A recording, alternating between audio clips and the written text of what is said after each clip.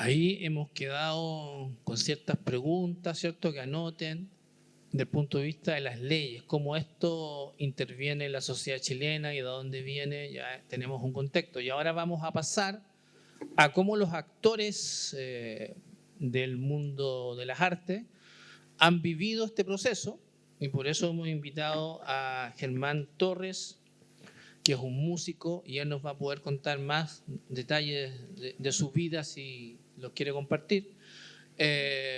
Y porque él tiene autoría sobre su biografía, por ejemplo. Así que te dejamos, Germán. Soy de formación músico, me imagino que varios de ustedes también, músico clásico.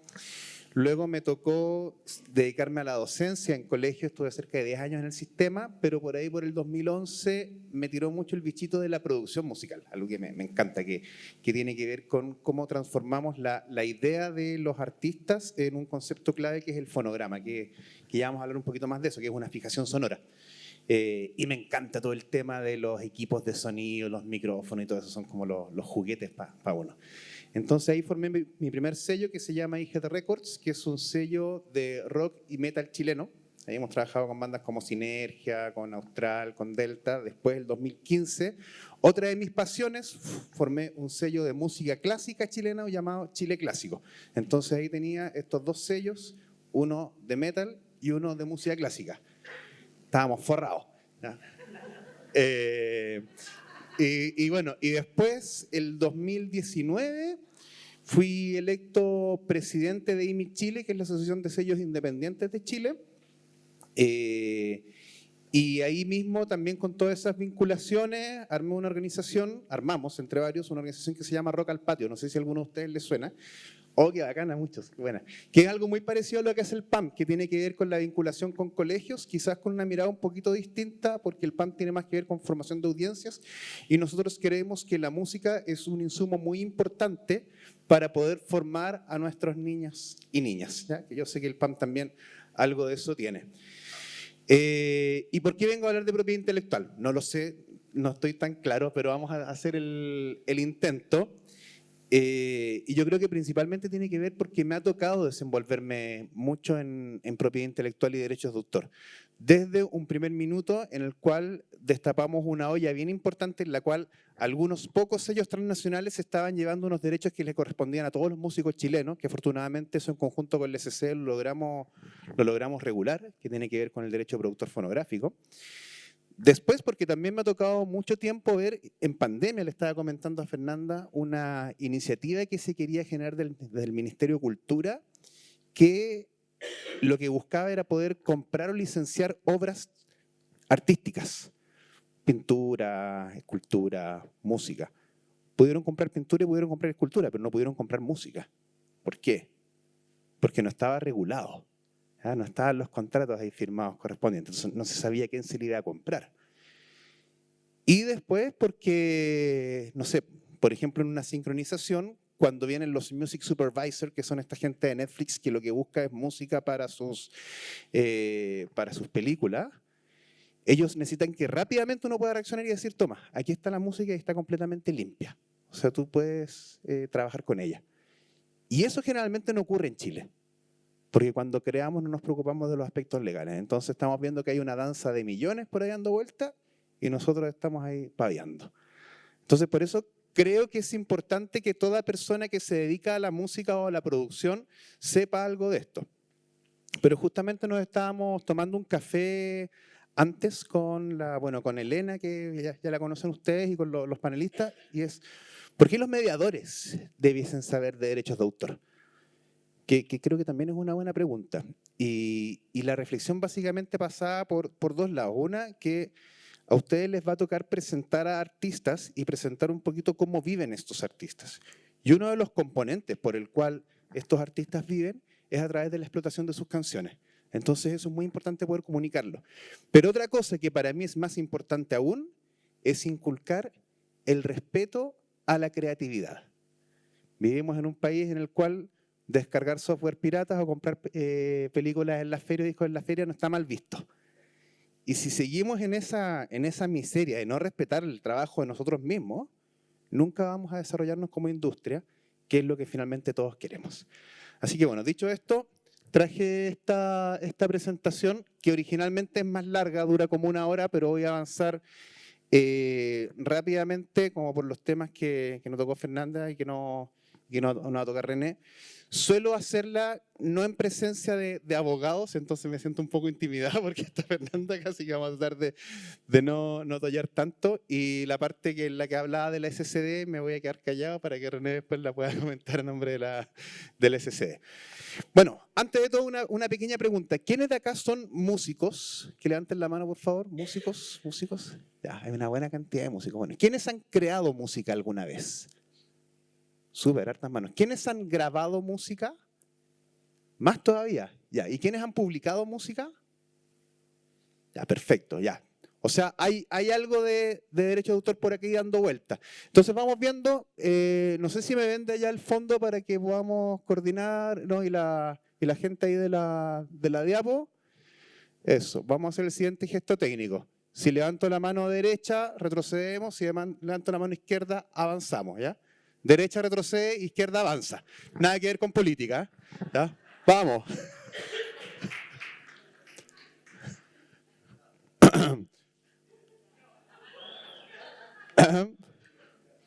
Ya, perfecto. Bueno, vamos a pasar rápidamente por esta, entendiendo que existen 2 grandes tipos de propiedad intelectual. Están los derechos de autor, que son los que se dedican más hacia los autores y hacia la música, y está la propiedad industrial, que tiene que ver con marcas, patentes, etc. Avancemos, por favor. Y hay que entender que la propiedad intelectual no es muy distinta a la propiedad material. Ahí puse una casa parecida a la que tienen ustedes, gracias a la música. Y son bienes, son propiedades que finalmente se pueden transar, que yo una casa puedo venderla, la puedo arrendar también. Y en el caso de la música, cuando yo vendo una propiedad intelectual estoy hablando de cesión, y cuando arriendo una casa estoy hablando de licencias, pero hay que entender que son bienes.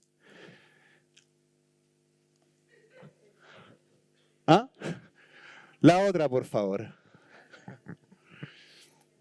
Ya. Vamos a pasar rápidamente por el tema de los tipos de derechos, donde tenemos los derechos morales, que son los derechos que reconocen a un autor. La 9ª Sinfonía de Beethoven siempre va a ser de Beethoven y de aquel infinito.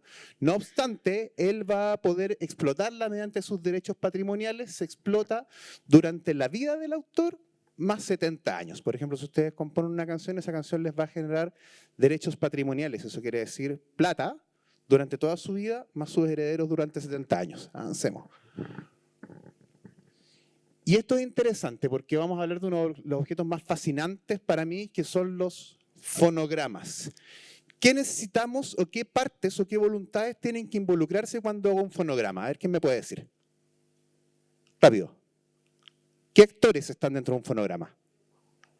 Productor musical, ¿ya? ¿Qué más? Ingeniero, ¿ya? ¿Qué más?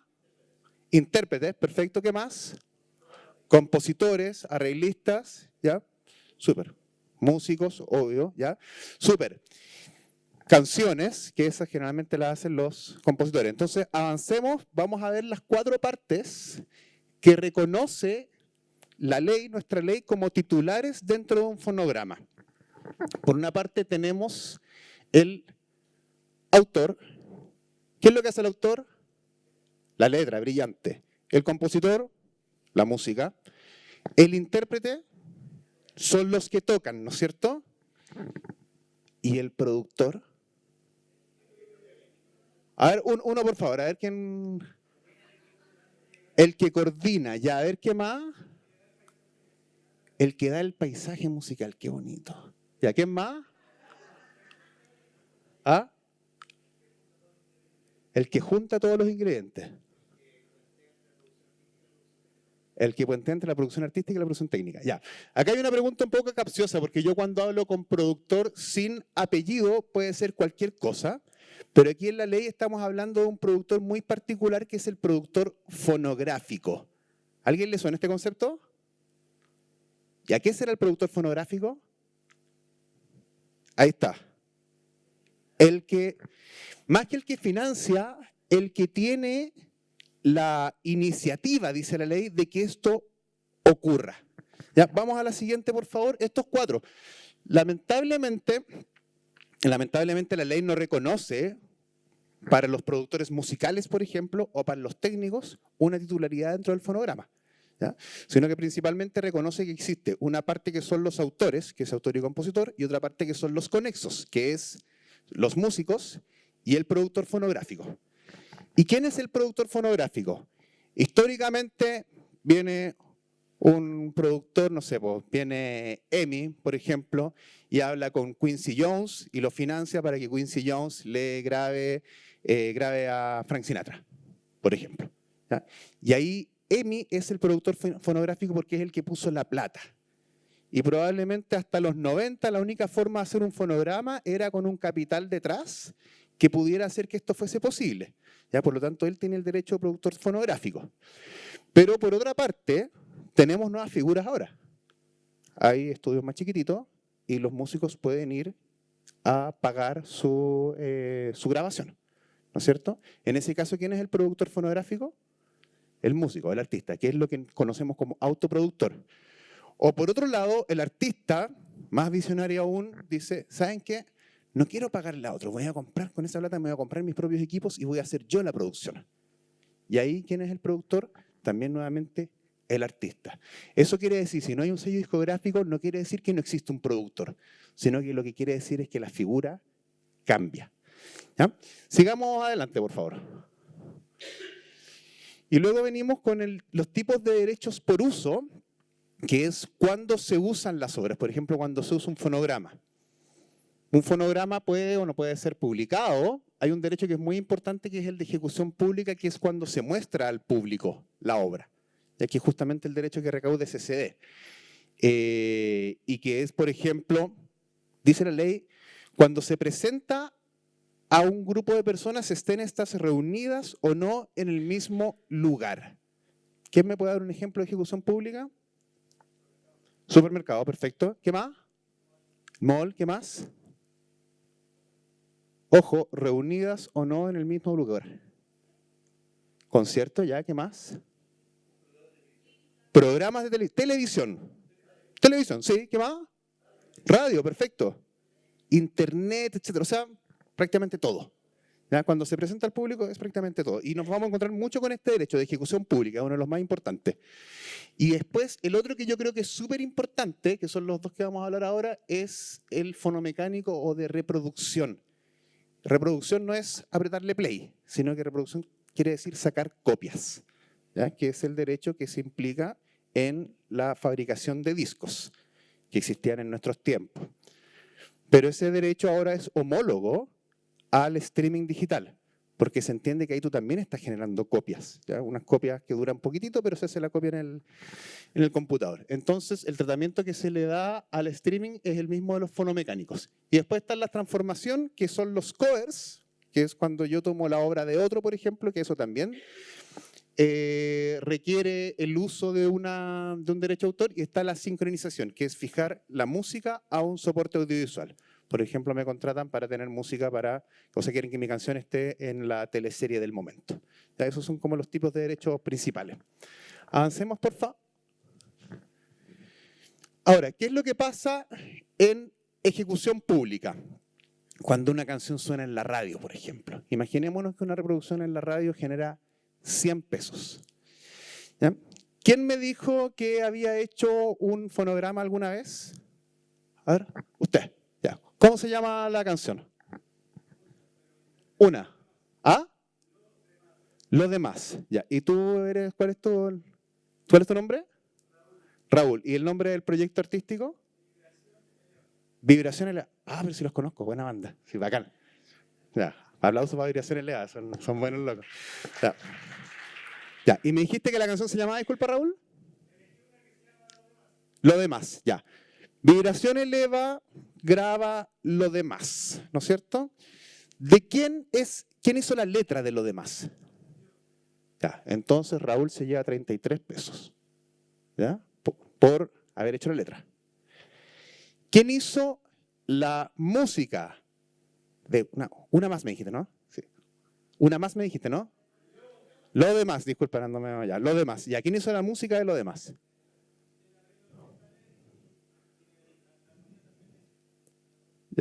O sea, Raúl se lleva 66 pesos. Vamos bien, Raúl. Ya. ¿Quiénes tocaron en lo demás?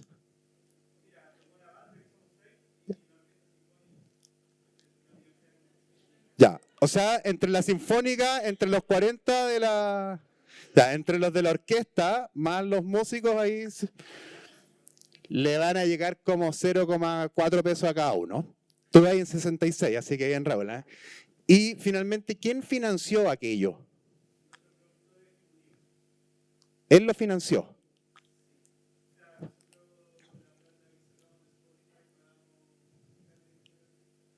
¿Ya? Ya, pero ese productor fue el que financió la grabación o lo hizo él. ¿Cómo? Explícame un poquito.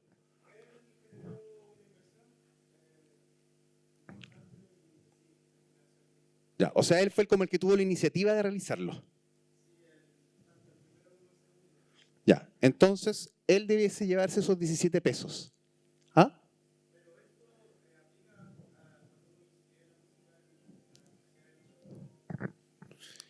Tú deberías indicar cada uno de los, bueno, esto René después te lo puede comentar más de derechos de autor, ya, pero en rigor, si es que tú te inscribes 100% como autor tú, 100% como compositor tú, colocas a toda la manga que tocó, ¿está? Y colocas como productor a tu productor ejecutivo, debiese llegar de esta manera.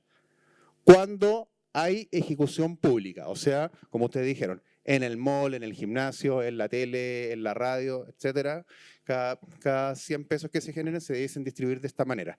Ahora bien, ¿qué es lo que pasa, por ejemplo, cuando nos cambiamos a... Levante la mano por si acaso. Ya. ¿Qué es lo que pasa cuando esto suena en streaming? Aquí cambia, porque acá hay una repartición de los fonomecánicos, ¿ya? Y esto no es tan fijo como la ejecución pública. Aquí, por una parte, tengo el derecho de autor que per se Spotify se lo tiene que pagar a ese CD y está fijo en un 8%. ¿Ya? Pero por otro lado, tengo un porcentaje que generalmente se lo lleva el distribuidor. No sé si conocen Altafonte, C-Baby, etcétera, que eso es súper negociable, pero que usualmente bordea entre el 10 y el 30%, dependiendo del trato que tú tengas. Después está cuánto el productor, que fue el que tuvo la iniciativa, le acordó pagarle a los intérpretes. ¿No? O sea, y eso se lo paga directamente, actualmente, el productor a los intérpretes. Y el rango generalmente de negociación va de 10 a un 20%. Y el resto va a quedar todo en bolsillos del productor, ya que es la persona que tiene el máster, digamos, y que se lo entrega a la agencia de streaming. ¿Ya? Ahora, justamente, yo creo que uno de los tantos temas que hay de discusión para adelante, hoy estamos en la hora ya. Uno de los tantos temas que hay de discusión para adelante es que está la ley Tommy Rey, ¿no es cierto? Que ahí quizás René podrá comentar un poquito más, que tiene que ver con que efectivamente este derecho de intérprete quede fijo y vaya directamente a la sociedad de gestión. Bueno, eso, y pasemos a ver, vamos si es que hay alguna más importante. Ya, y dentro de las excepciones al derecho de autor, que creo que esto también es súper interesante, hay distintas ocasiones en las cuales no hay que pagar derecho de autor, o tú puedes ocupar obras sin necesidad de pedir permiso o sin necesidad de remunerar. Y la que les toca más cercano, bueno, acá está como la corrida del dominio público, que después de que pasan 70 años de la muerte del autor, las obras pasan a que cualquiera pueda ocuparlas. Así que el 2028 vamos a poder ocupar a Tribilín, sin pedirle permiso a nadie. Luego el 2029 viene Pato Donald y King Kong, y después, bueno, ya vamos con Blancanieves, Superman el 2034, y aguante con Batman, vamos a poder hacer cosas con Batman a partir del 2035. ¿Ya? Y Bambi el 2038, paciencia ahí. ¿Ya? Ya. Yo creo que dentro de las cosas acá que es importante, ¿cuándo más no necesitamos pedir autorización o permiso en establecimientos educacionales sin fines de lucro? ¿Ya? O sea, por ejemplo, cuando los artistas que ustedes van a representar toquen en los colegios, y esto no hay una entrada pagada, ¿cachai? No tienen que pedirle permiso a la sociedad de gestión o no tienen que informar tampoco, porque estamos en un entorno educativo. Y eso creo que es potente, que podemos aprovecharlo. ¿Cachai? Porque igual sería como medio vacuna que cada vez que ocupemos alguna música para mostrarle a los niños tengamos que estar pagando derechos. ¿Cachai? Entonces, ese es un tema que creo que puede ser potente. Y dentro de las discusiones próximas que están, que también lo dejo como debate, y con esto termino, se quiere incorporar una excepción al derecho de autor de la inteligencia artificial debiera retribuir a los autores cuando toma obras que se han creado históricamente para poder nutrirse. Existe por ahí dando vuelta un proyecto de ley que dice que no, que la inteligencia artificial no debiese pedir permiso, ni informar, ni retribuir. Habemos algunos que pensamos que el derecho de autor debe ser respetado, porque vivimos de esto, y creemos que sí. Así que eso, queridísimas, podemos seguir hablando, pero después vienen las preguntas. Gracias.